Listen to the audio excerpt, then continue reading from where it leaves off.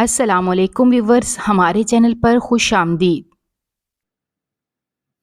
عید کا دن تھا۔ میں بہت زیادہ پرجوش تھی کیونکہ کل ہی میں اپنی مرضی سے اپنے لیے ایک جوڑا لائی تھی۔ اب میں وہ جوڑا پہننے اپنے آپ کو شیشے میں دیکھ رہی تھی اور خوش ہو رہی تھی کیونکہ اس وقت میں بہت ہی پیاری لگ رہی تھی اور اپنے اس حسن پر مجھے شروع سے ہی بہت مان تھا اور ہمیشہ سے ہی میں اپنی سہیلیوں کو کہتی تھی، دیکھنا میرے اس حسن کی وجہ سے مجھے ایک شہزادہ ہی بیاہنے کے لیے آئے گا۔ اور میری سہیلیاں بھی اس بات کی تائید کرتی اور کہتی کہ کوئی شک نہیں ہے کہ تمہاری شادی بھی ایک حسین اور امیر شخص سے ہوگی۔ لیکن میں نہیں جانتی تھی کہ میری قسمت میں بہت بڑی ستم ظریفیں لکھی ہوئی ہے۔ مجھے وہاں پر کھڑے تھوڑی ہی دیر گزری تھی جب مجھے اپنے نام کی پکار سنائی دینے لگی۔ امی اونچی اونچی آواز میں مجھے پکار رہی تھی۔ میں تیزی سے باہر کی طرف بھاگی جہاں صحن میں کچھ اجنبی لوگ کھڑے تھے۔ ان کو دیکھ کر میں حیران ہو گئی اور پھر منہ بنا لیا کیونکہ وہ سارے ہی بہت عجیب اور بدصورت تھے۔ مجھے منہ بناتا دیکھ کر امی نے آنکھیں نکالی اور کہا، مہمانوں کے لیے شربت بنا کر لاؤ۔ اور پھر مہمانوں کو لے کر وہ بیٹھک میں چلیں گے، جبکہ میں نہ چاہتے ہوئے بھی ان کے لیے شربت بنانے لگی۔ میں سوچ رہی تھی کہ آج کے دن میری اس کچن سے جان چھوٹ جائے گی۔ میں اپنی دوست کے گھر جاؤں گی، وہاں جا کر اس کے موبائل میں تصویریں بناؤں گی۔ اب یوں مہمانوں کے ایک دم آ جانے سے میرے سارے کے سارے معاملات ادھورے رہ گئے تھے۔ مجھے ان پر بہت غصہ آ رہا تھا، لیکن میں شدید بے بس تھی کیونکہ میں اپنے والدین کی اکلوتی بیٹی تھی اور میرے علاوہ امی کا ہاتھ بٹانے والا کوئی بھی نہیں تھا۔ پھر تھوڑی دیر بعد میں ان کے لیے کھانے پینے کا سامان لے کر بیٹھک میں چلی گئی جہاں پر ابا جان ایک کالے موٹے آدمی کے ساتھ بیٹھے ہنس ہنس کر باتیں کر رہے تھے۔ مجھے دیکھ کر وہ فوراً ٹھہر گئے اور پھر اسے کہنے لگے، لو بیٹا، اپنی ہونے والی بیوی سے ملو۔ ابا کی بات سن کر مجھے لگا کہ ساتوں آسمان میرے سر کے اوپر آ کر گر گئے ہیں۔ میں نے ایک نظر اپنی امی کی طرف دیکھا جو مجھے دیکھ کر نظریں چرانے لگی۔ پھر میں نے انہیں دوبارہ ابا کی طرف دیکھا جنہیں میری حالت سے کوئی فرق ہی نہیں پڑ رہا تھا، جبکہ وہ کالا موٹا آدمی اب عجیب و غریب نظروں سے مجھے دیکھے جا رہا تھا۔ اسے دیکھ کر ہی مجھے کوفت ہو رہی تھی۔ میں تیزی سے کمرے سے باہر نکل آئی کیونکہ اس وقت میں ان سے کوئی بھی بات نہیں کر سکتی تھی، لہٰذا میں مہمانوں کے وہاں سے جانے کا انتظار کرنے لگی۔ جیسے ہی مہمان وہاں سے گئے میں ابا کے پاس آئی تاکہ ان سے بات کر سکوں۔ دوسری طرف ابا نے مجھے صاف صاف کہہ دیا کہ تم کچھ بھی کہہ لو، لیکن تمہاری شادی اب اسی شخص سے ہوگی، اب یہی تمہارا دلہا بنے گا۔ بہتر ہے کہ یہ ڈرامہ بند کرو اور شادی کی تیاریاں شروع کرو۔ ویسے بھی جتنے غریب لوگ ہم ہیں، ہمارے لیے ایسے ہی لوگوں کے رشتے آنے ہیں، بلکہ میں تو شکر ادا کر رہا ہوں کہ اس شخص کا رشتہ آ گیا۔ یہ ہماری سوچ سے بھی زیادہ امیر ہے۔ مجھے یقین ہے یہ تمہیں پیسوں کی کمی نہیں ہونے دے، تمہیں بہت خوش رکھے گا۔ ابا کی بات سن کر مجھے رونا آنے لگا۔ ابا کی باتوں سے یہ لگ رہا تھا جیسے انہیں صرف اور صرف پیسوں سے مطلب ہو۔ وہ نہ تو اس شخص کی اور میری عمر دیکھ رہے تھے اور نہ ہی یہ دیکھ رہے تھے کہ میں اس سے کئی گنا حسین ہوں۔ لہٰذا میں ضد کرنے لگی اور پھوٹ پھوٹ کر رونے لگی۔ مجھے روتا دیکھ کر ابا امی کو یہ کہہ کر گھر سے باہر نکل گئے کہ اپنی بیٹی کو سمجھا لو، جب میں واپس آؤں تو یہ مجھے روتی ہوئی نہ ملے، بلکہ یہ مجھے اس شادی پر رضامند ملے۔ جیسے ہی ابا گھر سے باہر نکلے میں تیزی سے اماں کے پاس گئی اور ان کے قدموں میں بیٹھ کر پھوٹ پھوٹ کر رونے لگی، جبکہ امی بھی آنسو بہا رہی تھی۔ میں نے امی سے کہا کہ میں نے اس آدمی سے شادی نہیں کرنی، اس آدمی سے شادی کرنے سے اچھا ہے کہ میں مر جاؤں۔ میری بات سن کر امی نے جلدی سے میرے ہونٹوں پر ہاتھ رکھا اور کہنے لگی، آئندہ یہ بات اپنے منہ سے کبھی بھی مت نکالنا، یہ تمہارے ابا کا فیصلہ ہے اور تمہارے ابا کا تمہیں پتہ ہے، جب وہ ایک بار کوئی کام کرنے کی ٹھان لیتے ہیں تو انہیں کوئی بھی نہیں رک سکتا۔ مجھے امید ہے یہ لڑکا تمہارے لیے بہت اچھا ثابت ہوگا۔ امی کی بات سن کر میں تڑپ اٹھی اور انہیں کہنے لگی، امی، خدا کے لیے اس آدمی کو لڑکا مت کہیں، وہ 2 بچوں کا باپ لگتا ہے۔ میں کافی دیر تک پھوٹ پھوٹ کر روتی رہی اور ضد کرتی رہی، لیکن ان دونوں میں سے کوئی بھی میری بات نہیں سن رہا تھا۔ پھر میں خاموش ہو گئی، کیونکہ مجھے احساس ہو گیا تھا کہ ان دونوں کو میرے رونے سے کوئی فرق نہیں پڑ رہا۔ میں نے دل ہی دل میں فیصلہ کر لیا تھا کہ اب کبھی بھی واپس امی کے گھر نہیں آؤں گی اور نہ ہی انہیں اپنی شکل دکھاؤں گی، چاہے کچھ بھی ہو جائے، چاہے مجھے کتنی ہی تکلیف کیوں نہ سہنی پڑے۔ میں ان دونوں سے اب ناراض ہو چکی تھی۔ اب نہ تو میں امی سے بات کرتی تھی اور نہ ہی ابا سے بولتی تھی، لیکن میری یہ ناراضگی بھی کافی عرصے تک قائم نہ رہ سکی، کیونکہ امی ایک دن رونے لگی اور کہنے لگی، بیٹا میرے ساتھ یہ رویہ مت رکھو، تم جب میرے ساتھ یہ رویہ رکھتی ہو تو مجھے لگتا ہے جیسے کوئی میرا کلیجہ چیر رہا ہو۔ میں نے تمہیں اس وقت اپنے ہاتھوں میں اٹھایا تھا جب تم صرف 1 دن کی تھی، اور اب تمہاری یہ بے رخی مجھے جیتے جی مار رہی ہے۔ اس وقت مجھے اپنی غلطی کا احساس ہوا اور خود پر بھی غصہ آنے لگا، کیونکہ میرے ساتھ جو کچھ بھی ہو رہا تھا اس میں امی کا قصور نہیں تھا، یہ صرف اور صرف ابا کی ضد تھی۔ لہٰذا میں نے امی سے معافی مانگی اور یوں امی اور میرے معاملات ٹھیک ہو گئے۔ امی نے مجھے تسلی دی کہ فکر مت کرو، میں تمہارے ابا کو سمجھا لوں گی، مجھے یقین ہے کہ وہ راضی ہو جائیں گے۔ انہوں نے مجھے 2 دن کا وقت دیا، لیکن یہ وقت بھی بیکار ثابت ہوا، کیونکہ 2 دن کے اندر اندر ہی ابا اس آدمی کو دوبارہ گھر لے آئے اور پھر چند لوگوں کی موجودگی میں ہمارا نکاح ہو گیا، اور یوں میں ہمیشہ ہمیشہ کے لیے اس گھر سے رخصت ہو کر چلی گئی۔ جب میں اس گھر سے رخصت ہو رہی تھی تو میری آنکھوں میں آنسو تیر رہے تھے۔ یہ آنسو اپنے ماں باپ کے گھر کو چھوڑنے کے نہیں تھے، بلکہ یہ ان ارمانوں کے خون کی وجہ سے بہہ رہے تھے جو میں نے دیکھ رکھے تھے۔ اپنے لیے میں نے بہت سے خواب سجائے ہوئے تھے کہ جب میری بارات آئے گی تو پورا زمانہ دیکھ کر حیران رہ جائے گا، ہر کوئی میرا دلہا دیکھ کر اش اش کر اٹھے گا، لیکن میں نہیں جانتی تھی کہ یہ خواب اس بری طرح سے ٹوٹیں گے کہ اس کی کرچیاں نہ صرف میری آنکھوں کو زخمی کر دیں گی بلکہ میرے ہاتھ بھی زخمی ہو جائیں گے۔ جب میں اس گھر سے باہر نکل رہی تھی تب اس آدمی نے میرے کانوں میں سرگوشی کی۔ اس کی بات سن کر مجھے لگا میرے جسم سے سارا خون کسی نے نچوڑ لیا ہو اور میرا دل خوف سے کانپنے لگا۔ اس آدمی نے مجھے صاف صاف الفاظ میں یہ بات کہی کہ آج کے بعد سے تمہارے برے دن شروع ہو گئے ہیں، تم اپنی خیر منا لو۔ میں نے تیزی سے اس کے چہرے کی طرف دیکھا، لیکن میں زیادہ دیر تک اس کے چہرے کی طرف نہیں دیکھ سکی، کیونکہ اس کے چہرے پر ایک عجیب سی دہشت پھیلی ہوئی تھی۔ یوں لگ رہا تھا جیسے وہ مجھے اپنی لال آنکھوں سے نگل لے گا۔ میں دوبارہ سے پھوٹ پھوٹ کر رونے لگی، اور ویسے بھی اب یہ ساری عمر کا ہی رونا تھا۔ اس کے بعد میری زندگی واقعی ہی عذاب بن گئی تھی۔ پہلے ہی دن سسرال گئی تو وہاں پر میرا بہت ہی برے طریقے سے استقبال ہوا۔ میرے شوہر نے وہاں جاتے ہی سب کو کہہ دیا کہ اس لڑکی کو اس کی اوقات میں رکھنا، خبردار جو کسی نے اس کی مدد کرنے کی کوشش کی یا اس کے ساتھ فری ہونے کی کوشش کی، اگر میں انہیں کسی کو اس سے ٹھیک لہجے میں بات کرتے ہوئے دیکھ لی، میں اس کے ساتھ بہت برا سلوک کروں گا۔ میرے شوہر کی بات سن کر سارے گھر والے خاموش ہو گئے۔ یوں لگ رہا تھا جیسے سب کو سانپ سونگھ گیا ہو، کوئی بھی نہیں جانتا تھا کہ اسے ایک دم سے کیا ہو گیا ہے۔ میں بھی اس کی وجہ سے حیران اور پریشان تھی۔ اب تو میں زیادہ ڈر بھی چکی تھی، کیونکہ اب تو اس نے باقی گھر والوں کو بھی کھلی اجازت دے دی تھی کہ وہ میرے ساتھ جیسا چاہیں ویسا سلوک کر سکتے ہیں۔ لیکن اس کے گھر والے کافی اچھے ثابت ہوئے تھے۔ وہ مجھے تنگ نہیں کرتے تھے اور نہ ہی برا بھلا کہتے تھے، بلکہ اس کے چھوٹے بہن بھائی تو اکثر میری مدد بھی کرتے تھے اور مجھے اپنے الفاظ سے بھی کافی حد تک آرام پہنچاتے تھے۔ جب جب میرا شوہر مجھے تکلیف دیتا تھا میں پھوٹ پھوٹ کر روتی تھی، اور اس کی چھوٹی بہن نہ صرف مجھے تسلی دیتی تھی بلکہ میرے زخموں پر مرہم بھی رکھتی تھی۔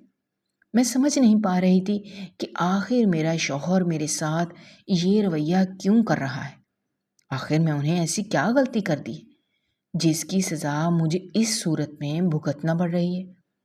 میں نے اسے کئی بار اس بارے میں بات کرنے کی کوشش بھی کی، لیکن وہ ہر بار ٹال دیتا یا پھر مجھے مار کر خاموش کروا دیتا۔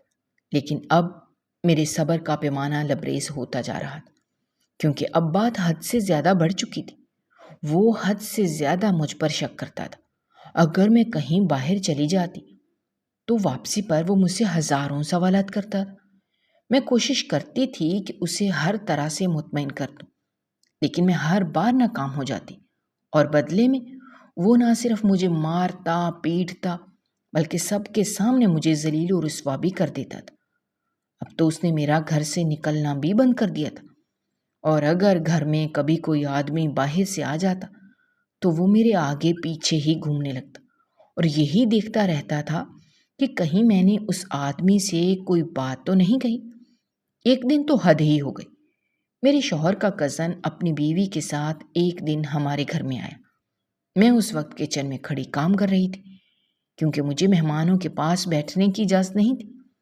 مجھے وہاں پر کام کرتے ہوئے تھوڑی ہی دیر گزری تھی جب مجھے اپنے پیچھے کسی کی موجودگی کا احساس ہوا۔ مجھے لگا کہ شاید میرا شوہر ہی ہوگا، لہٰذا میں کام میں ہی مصروف رہی اور پیچھے پلٹ کر نہیں دیکھا۔ مجھے اندازہ نہیں تھا کہ وہاں پر اس کے کزن کا شوہر کھڑا ہے۔ کافی دیر گزرنے کے بعد جب میں پلٹی تو میں نے دیکھا کہ وہ مجھے گھورے جا رہا تھا۔ اس کے اس قدر گھورنے پر میرا دل تیزی سے دھڑکنے لگا اور میرے ذہن میں سب سے پہلا خیال اپنے شوہر کا آیا کہ اگر وہ یہاں پر آ گیا تو نہ صرف وہ میرے ساتھ بہت برا سلوک کرے گا بلکہ اس آدمی کو بھی جان سے مار دے گا۔ میں نے اس سے پوچھا کہ کیا آپ کو کوئی کام تھا؟ تو وہ بہت ہی عجیب و غریب حرکتیں کرنے لگا۔ اس کی نظریں مجھے اپنے جسم میں کھبتی ہوئی محسوس ہو رہی تھیں، لہٰذا میں تیزی سے کچن سے باہر نکلی۔ لیکن یہاں پر دوبارہ سے میری بدقسمتی، جیسے ہی میں کچن سے باہر نکلی میں نے دیکھا سامنے ہی میرا شوہر کھڑا تھا۔ مجھے دیکھ کر وہ کوئی بات کہنے ہی لگا تھا جب اس کی نظر میرے پیچھے نکلتے ہوئے ارسلان پر پڑی، اور یہیں پر اس کا دماغ گھوم گیا۔ اس کا چہرہ لال ہوتا ہوا میں دیکھ سکتی تھی۔ میری ریڑھ کی ہڈی میں سنسناہٹ ہونے لگی۔ مجھے پتہ چل گیا تھا کہ دوبارہ سے میری شامت آنے والی ہے۔ اس وقت تو میرے شوہر نے کچھ بھی نہ کہا، لیکن جیسے ہی ارسلان اور اس کی بیوی وہاں سے گئے، میرا شوہر سیدھا کچن میں آیا اور میرا ہاتھ پکڑ کر لاؤنج میں لے کر چلا گیا۔ اس کے بعد اس نے مجھے زمین پر دھکا دیا، اور اس کی یہ حالت دیکھ کر اس کی ماں بھاگی بھاگی آئی اور مجھے چھڑوانے لگی، لیکن اس نے اپنی ماں کو بھی پیچھے دھکیل دیا۔ پھر اس کے بعد اس نے اپنا بیلٹ نکالا اور مجھے پیٹنے لگا۔ میں درد کے مارے چلا رہی تھی اور اپنی مدد کے لیے پکار رہی تھی، لیکن وہاں پر کوئی بھی میری مدد کرنے والا نہیں تھا۔ مار کی تکلیف سے بھی زیادہ ذلت کی تکلیف تھی، اور وہ ذلت اس بات کی وجہ سے تھی کہ مجھے سارے گھر والوں کے سامنے مار پڑ رہی تھی۔ اچانک میری نظر اپنے شوہر کے کزن پر پڑی، جو مجھے دیکھ کر پراسرار انداز میں مسکرا رہی تھی۔ اسے دیکھ کر مجھے شدید نفرت کا احساس ہو رہا تھا۔ نہ جانے کیوں یہ لڑکی مجھے بہت بری لگتی تھی۔ جب بھی میرا شوہر مجھے یوں پیٹتا تھا تب یہ لڑکی مسکراتی تھی۔ صرف یہی تھی جو مجھ سے خار کھاتی تھی۔ ایک اور بات جو میں نے اچھے طریقے سے نوٹ کی تھی وہ یہ تھی کہ یہ ہر وقت میرے شوہر کے آگے پیچھے گھومتی رہتی تھی اور اس سے بات کرنے کی کوششوں میں لگی رہتی تھی۔ دوسری طرف میرا شوہر بھی اب اس میں کافی زیادہ دلچسپی لینے لگا تھا۔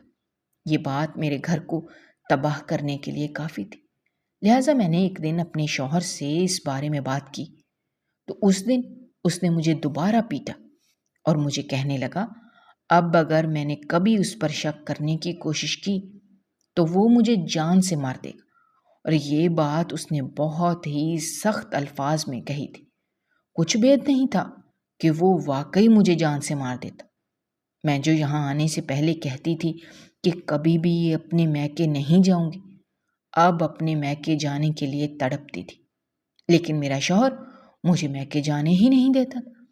صرف ہفتے میں ایک بار یہ میری امی سے بات کروا دیتا تھا۔ اور وہ بھی اپنی موجودگی میں۔ جب امی مجھ سے پوچھتی تھیں کہ تم کیسی ہو تو میں بڑی مشکل سے اپنی خیریت کے بارے میں بتاتی تھی۔ اس وقت آنسو میری آنکھوں سے بہہ رہے ہوتے تھے، جبکہ میرا شوہر میرے چہرے کی طرف دیکھ کر مسکراتا تھا، جیسے اس نے مجھے تکلیف پہنچا کر کوئی بہت بڑا کارنامہ سر انجام دیا ہو۔ زندگی بہت مشکل سے گزر رہی تھی۔ اپنے گھر والوں کو تو میں نے تسلی دے دی تھی کہ میں بالکل ٹھیک ہوں، لیکن پھر بھی امی کی باتوں سے یوں لگتا تھا جیسے انہیں میرے الفاظ پر یقین نہ ہو۔ اس لیے ایک دن وہ بغیر بتائے ہی میرے گھر آ گئی۔ جیسے ہی امی گھر کے اندر داخل ہوئی، اس وقت میں کچن میں کھڑی تھی، جبکہ میرے شوہر نے مجھے بالوں سے پکڑا ہوا تھا اور میرے چہرے پر زور زور سے تھپڑ مار رہا تھا۔ میں چلا رہی تھی اور خود کو چھڑوانے کی کوششیں کر رہی تھی، لیکن اس وقت وہ وحشی بنا ہوا تھا۔ غلطی مجھ سے صرف اتنی ہی ہوئی تھی کہ اس نے مجھے پراٹھا بنانے کا کہا تھا، لیکن مجھے پراٹھا بنانے میں تھوڑی دیر لگ گئی، جس کی وجہ سے وہ غصہ ہو گیا اور کچن میں آ کر مجھے پیٹنے لگا۔ اسی وقت میری امی تیزی سے کچن میں داخل ہوئیں اور میرے شوہر کے ہاتھوں سے میرے بال چھڑوائے۔ امی کو وہاں پر دیکھ کر میرا سارا صبر ٹوٹ گیا اور میں ان کے گلے لگ کر پھوٹ پھوٹ کر رونے لگی۔ میرے شوہر نے جب یہ دیکھا تو مجھے کھینچ کر امی سے الگ کیا اور میرے بازو کو امی کے سامنے ہی زور سے مروڑتے ہوئے بولا کہ اب یہ میری بیوی ہے، اب اس کے ساتھ میں جیسا چاہے ویسا سلوک کر سکتا ہوں۔ تم لوگوں کو کوئی بھی حق نہیں ہے کہ تم لوگ بیچ میں آؤ، اب تم لوگ اسے میرے حوالے کر چکے ہو، لہٰذا بہتر یہی ہے کہ یہاں سے دفع ہو جاؤ، ورنہ مجھ سے برا کوئی بھی نہیں ہوگا۔ اس کی باتیں سن کر امی ہکا بکا رہ گئی۔ میں بھی اس کی یہ حرکت دیکھ کر حیران تھی۔ مجھے لگ رہا تھا کہ وہ امی کے سامنے میرا لحاظ کر لے گا، لیکن ایسا نہیں ہوا۔ اس نے امی کے سامنے بھی مجھ سے ویسا ہی سلوک کیا جو ان کی پیٹھ پیچھے کرتا تھا، اور پھر اس دن مجھے یہ بھی پتا چلا کہ اس کے سلوک کی وجہ کیا ہے۔ ذرا سا ابا نے اس سے ایک بار ادھار لیا تھا، لیکن وہ ادھار واپس نہیں کر سکے، تو وہ اس ادھار پر سود چڑھانے لگا، اور اب رقم اتنی زیادہ بڑھ گئی تھی کہ وہ ادا کرنا ہماری اوقات سے باہر تھی۔ اور پھر ایک دن اس نے جب مجھے دیکھا تو اس نے ابا سے کہہ دیا کہ تم اپنی بیٹی کا سودا کر لو، میں تمہارا ادھار واپس کر دوں گا۔ یوں ابا نے میرا اس کے ساتھ سودا کر دیا تھا۔ یہی وجہ تھی کہ امی بھی کچھ بھی نہیں بول پائی اور روتی روتی وہاں سے چلی گئی۔ اب تو ہم پولیس کی مدد بھی نہیں لے سکتے تھے اور نہ ہی کہیں جا سکتے تھے۔ امی نے مجھ سے کہا کہ فکر مت کرو، میں وہ سارے پیسے اکٹھے کر لوں گی جن پیسوں کی عوض تمہارے ابا نے تمہیں اس وحشی کے ہاتھوں بیچا ہے۔ لیکن میں جانتی تھی کہ یہ صرف اور صرف باتیں ہیں، کیونکہ ہم اگر چاہتے بھی تو کبھی بھی اتنی بڑی رقم اکٹھی نہیں کر سکتے تھے۔ ابا نے میرا سودا کر کے مجھ پر بہت بڑا ظلم کیا تھا۔ انہیں پتا بھی تھا کہ مجھے پڑھائی کا شوق ہے، اس کے باوجود بھی انہوں نے مجھے چھوٹی سی عمر میں ایک ایسے عذاب میں ڈال دیا تھا جس سے نکلنا مشکل ہی نہیں، ناممکن تھا۔ اماں جب وہاں سے گئیں تو وہ بہت زیادہ رو رہی تھی۔ مجھے اماں کی شدید فکر ہو رہی تھی کہ کہیں ایسا نہ ہو کہ وہ اپنی طبیعت خراب کر لے۔ رات کے وقت میں نے اپنے شوہر سے چھپ کر اپنے گھر کے نمبر پر کال کی، تو دوسری طرف سے ابا نے کال اٹھائی۔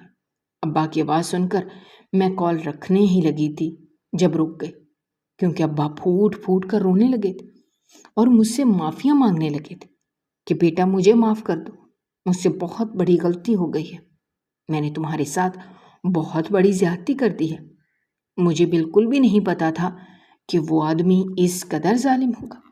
مجھے یہی لگتا تھا کہ وہ تمہارے حسن کی قدر کرے گا اور تمہیں پھولوں کی طرح رکھے گا، لیکن وہ میری سوچ سے بھی زیادہ گھٹیا انسان نکلا۔ ابا واقعی شرمندہ نظر آ رہے تھے، لہٰذا میں نے انہیں تسلی دی اور کہا کہ روئیں نہیں، میں نے آپ کو معاف کر دیا ہے۔ پھر اس کے بعد تھوڑی دیر بات کی اور پھر کال رکھ دی۔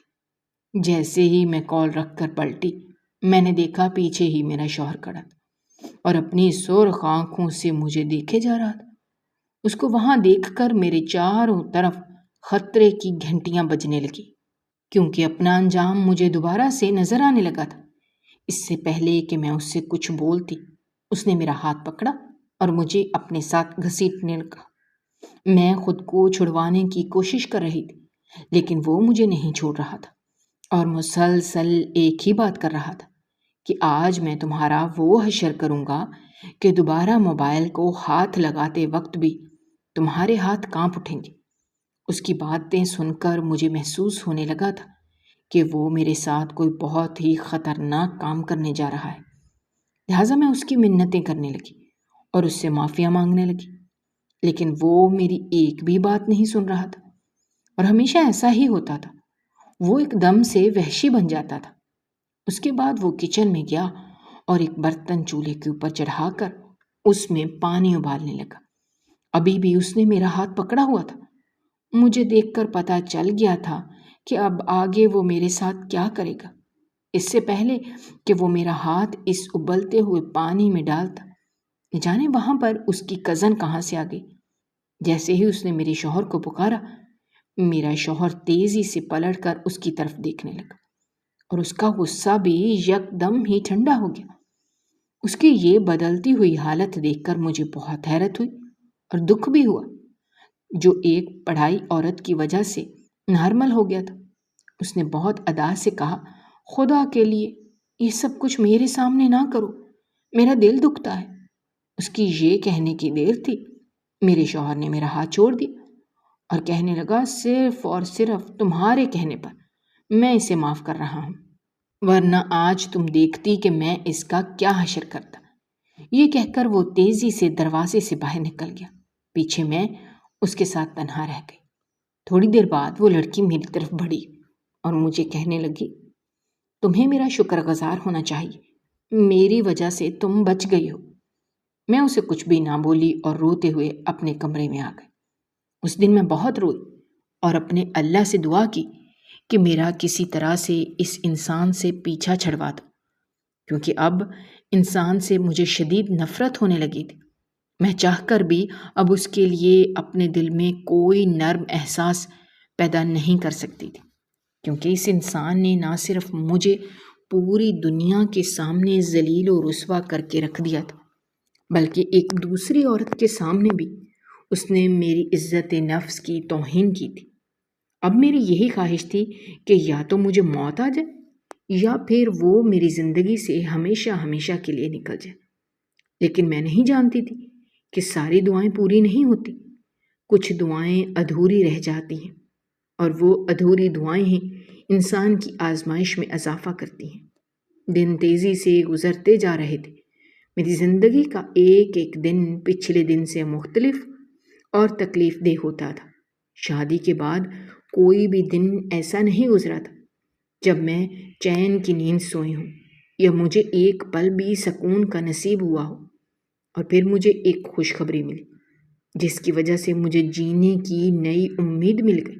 مجھے لگا جیسے میری ساری پریشانیاں ایک دم سے دور ہو گئی ہوں، کیونکہ میرا سہارا بننے کے لیے اور میرا دکھ بانٹنے کے لیے میرا بچہ اس دنیا میں آ رہا تھا۔ لیکن اس پر بھی اس ظالم انسان نے بہت سارے سوالات اٹھائے۔ اس نے تو یہاں تک بھی کہہ دیا کہ مجھے تم پر یقین نہیں ہے، کیا پتا یہ بچہ میرا ہو ہی نہ، یہ بچہ کسی اور کا ہو۔ اب وہ ایسی ہی باتیں کر کے مجھے تکلیف پہنچاتا تھا، حالانکہ وہ یہ بات اچھی طرح سے جانتا تھا کہ میں کبھی بھی اس کی غیر موجودگی میں اس گھر سے باہر نہیں نکلی، اور اس بات کے گواہ سارے گھر والے تھے۔ اس وجہ سے وہ مجھے تسلی دیتے اور کہتے کہ تم اس کی باتوں کی طرف دھیان مت دو، بلکہ تم اپنا بہت زیادہ خیال رکھو تاکہ بچے کی صحت پر کوئی اثر نہ پڑے۔ اب اس نے ایک احسان مجھ پر کر دیا تھا، وہ یہ تھا کہ اب وہ پہلے کی طرح مجھ پر ہاتھ نہیں اٹھاتا تھا اور نہ ہی مجھ پر تشدد کرتا تھا، لیکن اب وہ اپنے الفاظ کے تیروں سے میرے دل کو چھلنی کرتا تھا۔ میں بس بے صبری سے اپنی ڈلیوری کا انتظار کر رہی تھی، اور پھر میرا انتظار ختم ہو گیا۔ اللہ تعالیٰ نے مجھے ایک بہت ہی پیارے خوبصورت بیٹے سے نوازا، وہ بلا شبہ میری ہی کاپی تھا۔ میں شکر ادا کر رہی تھی کہ یہ اپنے باپ پر نہیں گیا، حالانکہ میں جانتی تھی کہ اس بچے کو پیدا کر کے میں نے اپنے ساتھ کتنی بڑی زیادتی کر دی ہے۔ اگر مجھے اس بارے میں پہلے ہی پتہ چل جاتا تو میں کبھی بھی اس بچے کو پیدا نہ کرتی۔ جب اس بچے کو اس کے گھر والوں نے دیکھا تو وہ بہت خوش ہوئے، لیکن اس کی ماں پریشان ہو گئی۔ اس کی ماں کو پریشان دیکھ کر میں نے اس سے پوچھا کہ کیا ہوا، آپ خوش نہیں ہیں؟ تو وہ کہنے لگی، میں بہت خوش ہوں، لیکن مجھے تمہاری فکر ہو رہی ہے۔ چونکہ وہ اپنے بیٹے کو اچھی طرح سے جانتی تھی، اسی وجہ سے وہ اس کی ذہنیت سے بھی اچھی طرح سے واقف تھی۔ تھوڑی دیر بعد انہوں نے مجھے جو بات بتائی اسے سن کر مجھے بھی ٹینشن ہونے لگی تھی، کیونکہ وہ بچہ بہت ہی خوبصورت اور سفید رنگ کا تھا، جبکہ میرے شوہر کا رنگ کالا سیاہ تھا۔ ساس نے مجھے کہا کہ انہیں ڈر ہے کہ کہیں وہ یہ نہ کہہ دے کہ یہ بچہ اس کا نہیں ہے، اور پھر ایسا ہی ہوا۔ میری ساس کا ڈر حقیقت ثابت ہوا۔ جیسے ہی میرے شوہر نے میرے بچے کو دیکھا، اس نے یہ ماننے سے انکار کر دیا کہ یہ بچہ اس کا ہے۔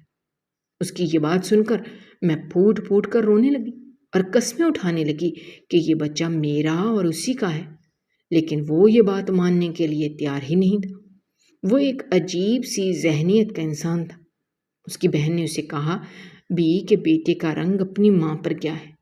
اپنی بہن کی بات سن کر وہ غصہ ہو گیا اور اپنی بہن کو بھی تھپڑ مار دیا، جس کی وجہ سے چاروں طرف بدمزگی پھیل گئی۔ ہسپتال کا عملہ بھی اس کی وجہ سے کافی پریشان ہو گیا تھا، لہٰذا پہلے مجھے ڈاکٹر نے 3 دن کے بعد ڈسچارج کرنا تھا، لیکن پھر اس نے 1 دن کے اندر ہی مجھے ڈسچارج کر دیا۔ میری طبیعت بہت زیادہ خراب تھی، اور دوسری طرف میرا شوہر مجھے ایک پل بھی چین کا سانس نہیں لینے دے رہا تھا۔ جب بھی وہ مجھے آرام کرتے دیکھتا، وہ اپنی گندی ذہنیت میں آنے والی سوالات مجھ سے پوچھتا، اور میں روتے ہوئے اسے جواب دیتی اور اسے یقین دلاتی کہ وہ یقین کرنے کے لیے تیار ہی نہیں تھا۔ میں نے فیصلہ کر لیا تھا کہ اب میں DNA ٹیسٹ کرواؤں گی اور اسے بتاؤں گی کہ یہ بچہ اسی کا ہے۔ اس پر میرا شوہر بھی راضی ہو گیا، لہٰذا 2 دن کے بعد ہم نے دوبارہ ہسپتال جانا تھا، لیکن یہ 2 دن بہت ہی مشکل سے گزرے۔ یہ تو شکر تھا کہ میرے شوہر نے میری امی کو گھر آنے کی اجازت دے دی تھی، لہٰذا جب سے امی آئی ہوئی تھی تب سے میری حالت تھوڑی بہتر ہو گئی تھی، کیونکہ اب شوہر میری امی کی وجہ سے مجھے کم ہی باتیں سناتا تھا۔ دوسری طرف اپنے بچے کو پا کر میں بہت خوش تھی۔ مجھے یوں لگ رہا تھا جیسے مجھے میری زندگی دوبارہ سے مل گئی ہو۔ جب میرا بچہ میری گود میں نہیں تھا تب میرا ہر وقت یہی دل کرتا رہتا تھا کہ میں کسی نہ کسی طرح اپنی زندگی ختم کر لوں اور اس دنیا سے چلی جاؤں، لیکن اب جب سے یہ بچہ آیا تھا مجھے دوبارہ سے جینے کا شوق ہو گیا تھا، اور میں یہ زندگی صرف اور صرف اپنے بیٹے کے لیے جینا چاہتی تھی۔ میں نے فیصلہ کیا تھا کہ میں اپنے بیٹے کی بہت اچھے طریقے سے پرورش کروں اور اسے ایسا انسان بناؤں گی جو سب کے لیے مثال ہوگا۔ میں نے فیصلہ کیا تھا کہ اسے اپنے باپ جیسا بالکل بھی نہیں بننے دوں گی، بلکہ اسے نرم دل بناؤں گی اور ایسا بناؤں گی کہ یہ دوسری عورتوں کی عزت کرے گا۔ امی مجھ سے بار بار پوچھ رہی تھی کہ اگر تمہاری اس آدمی سے جان چھوٹ جائے تو تم کیا کرو گی؟ امی کی بات سن کر میں جوش سے بولی کہ میں اپنی زندگی اپنے بیٹے کے ساتھ نئے سرے سے شروع کروں گی۔ میری بات سن کر امی کی آنکھوں میں آنسو آ گئے اور وہ کہنے لگیں، میری دعا یہی ہے کہ وہ آدمی یا تو سدھر جائے یا پھر تمہیں ہمیشہ ہمیشہ کے لیے چھوڑ دے، کیونکہ ان دونوں راستوں کے علاوہ تیسرا کوئی راستہ نہیں ہے۔ اس وقت امی کی بات پر میں نے آمین ہی کہا تھا، لیکن میں نہیں جانتی تھی کہ کچھ چیزیں چھوڑنے سے بھی نہیں چھوڑی جاتی، بلکہ وہ ساری زندگی آپ کے وجود پر داغ کی صورت میں رہ جاتی ہیں، اور یہی میرے ساتھ بھی ہونے جا رہا تھا۔ میں حیران تھی کہ 2 دن سے میرے شوہر نے مجھے کچھ بھی نہیں کہا تھا، اور پھر اس دن میری حیرانگی دور ہو گئی جب وہ دوبارہ سے اپنی اوقات میں واپس آ گیا۔ میں بچے کو نہلا کر جیسے ہی فارغ ہوئی وہ تیزی سے کمرے کے اندر داخل ہوا اور مجھے میرے بازو سے پکڑ کر اپنے ساتھ گھسیٹ کر لے کر جانے لگا۔ میں اس اچانک افتاد کے لیے تیار نہیں تھی۔ میں خود کو چھڑوانے کی کوشش کر رہی تھی کیونکہ بچہ اس وقت کمرے میں اکیلا تھا مجھے ڈر تھا کہ کہیں ایسا نہ ہو وہ بستر سے نیچے گر جائے، لیکن میرے شوہر کو تو جیسے اس چیز کی کوئی فکر ہی نہیں تھی۔ تھوڑی دیر بعد وہ مجھے اپنی کزن کے کمرے میں لے کر گیا اور پھر اس کے قدموں میں پھینک دیا۔ جب میں نے یہ دیکھا تو میرا دماغ ایک دم سے گھوم گیا۔ مجھے اپنے شوہر سے اس بات کی بالکل بھی امید نہیں تھی۔ جب میں نے اس سے پوچھا تو وہ انتہائی نفرت آمیز لہجے میں کہنے لگا، میری کزن نے مجھے بتایا ہے کہ تمہارا ایک آدمی کے ساتھ چکر ہے اور یہ بچہ اسی کا ہے۔ اب تو مجھے صحیح معنوں میں اپنا دماغی توازن گھومتا ہوا محسوس ہو رہا تھا۔ میں نے ایک نظر اس کی کزن پر ڈالی جو کہ مسکراتی ہوئی نظروں سے مجھے دیکھے جا رہی تھی، جیسے کہنا چاہ رہی ہو کہ اپنی جتنی بھی صفائی دینی ہے دے دو، لیکن جیت میری ہی ہوگی۔ میں نے اسے کہا کہ ایسا کچھ بھی نہیں ہے، تمہاری کزن جھوٹ بول رہی ہے۔ میرا یہ کہنے کی دیر تھی، اس نے تھپڑ دوبارہ میرے چہرے پر مارا اور مجھے ڈانٹتے ہوئے کہنے لگا، خبردار جو تم نے اسے جھوٹا کہا، یا تم نے اس کے بارے میں بات کرنے کی کوشش بھی کی۔ جھوٹی یہ نہیں بلکہ جھوٹی تم ہو۔ اب کے بعد میں خاموش نہ رہ سکی اور اسے کہنے لگی کہ اگر تمہیں اس پر اتنا ہی یقین ہے تو اس کے ساتھ اپنی زندگی گزار لو اور مجھے چھوڑ دو۔ میری بات سن کر وہ یکدم خاموش ہوا، لیکن پھر جب بولا تو اس کے لہجے میں بہت نفرت تھی۔ وہ مجھے کہنے لگا، آج جب ڈی این اے ٹیسٹ کا فیصلہ آ جائے گا تو میں تمہیں اسی وقت طلاق دے دوں گا۔ اس کی بات سن کر میں بھی طنزیہ انداز میں مسکرائی اور کہا، اگر تمہیں لگتا ہے یہ تم مجھ سے جان چھڑوا لو گے تو یہ تمہارا وہم ہے، کیونکہ مجھے یقین ہے کہ یہ بچہ میرا اور تمہارا ہے، اور یہ حقیقت بھی ہے۔ تم چاہے جتنا بھی منہ موڑ لو، تم اس حقیقت سے نظریں نہیں چرا سکتی۔ اور پھر جو کام شام کے وقت ہونا تھا وہ ہم نے اسی وقت کرنے کا فیصلہ کیا۔ میں اپنے شوہر کے ساتھ ہسپتال چلی گئی اور ڈی این اے کروا دیا۔ ڈی این اے کی رپورٹ 2 گھنٹوں کے بعد آنی تھی۔ اس دوران میں اپنے شوہر کے ساتھ باہر ہی بیٹھی ہوئی تھی۔ مجھے اس کی کزن دکھائی نہیں دے رہی تھی۔ مجھے ڈر تھا کہ کہیں ایسا نہ ہو کہ وہ کوئی گڑبڑ کر دے۔ اور جب ڈی این اے کی رپورٹ آئی تو وہ دیکھ کر میں حیران اور پریشان رہ گئی، کیونکہ ڈی این اے کی رپورٹ کے مطابق وہ بچہ واقعی میرے شوہر کا نہیں تھا بلکہ کسی اور کا تھا۔ جیسے ہی میرے شوہر نے یہ دیکھا، اس نے وہیں کھڑے کھڑے مجھے طلاق دے دی اور کہہ دیا کہ آج کے بعد کبھی بھی میری زندگی میں یا میرے گھر میں آنے کی کوشش نہ کرنا۔ اس وقت مجھے سمجھ ہی نہیں آ رہا تھا کہ میں روؤں یا ہنسوں۔ ایک طرف میری اس آدمی سے جان چھوٹ گئی تھی اور دوسرا میرے کردار پر الزام لگ گیا تھا۔ طلاق کے بعد 1 مہینہ تو میں نے صدمے میں ہی گزارا۔ جب میں تھوڑی ٹھیک ہوئی تب مجھ پر یہ راز آشکار ہوا کہ یہ سب کچھ میری ماں نے کیا تھا، کیونکہ انہیں پتا تھا کہ اس کے علاوہ میری اس آدمی سے کبھی بھی جان نہیں چھوٹ پائے گی، لہٰذا اسی وجہ سے انہوں نے جان بوجھ کر یہ رپورٹ تبدیل کروا دی تھی۔ میں سمجھ گئی تھی کہ یہ سب کچھ اس کی کزن نے کیا ہے، لہٰذا اس کے بعد میں دوبارہ سے مطمئن ہو گئی اور اپنی زندگی میں مصروف ہو گئی۔ میرا بیٹا اب 1 سال کا ہو چکا تھا۔ میں اس کے ساتھ صحن میں بیٹھی کھیل رہی تھی جب اچانک دروازے پر دستک ہوئی۔ میں نے دروازہ کھولا تو وہاں پر میرے سابقہ شوہر کی بیوی کھڑی تھی۔ وہ اس وقت بہت بری حالت میں تھی۔ مجھے دیکھ کر وہ میرے قدموں میں گر گئی اور مجھ سے معافی مانگنے لگی۔ اس نے بتایا کہ میرے سابقہ شوہر فالج کا مریض بن گیا ہے، اس کی بہت بری حالت ہے، وہ ہر وقت روتا رہتا ہے اور تمہارا نام پکارنے کے علاوہ وہ کچھ بھی نہیں کہہ سکتا۔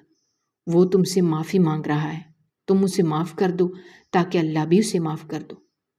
میں نے اس کی بات سنی اور اس کے منہ پر ہی دروازہ بند کر دیا، کیونکہ ابھی مجھ میں اتنی زیادہ ہمت نہیں تھی کہ میں ایسے لوگوں کو معاف کروں جنہوں نے مجھے ذلیل کرنے میں ذرا بھی کسر نہیں چھوڑی تھی۔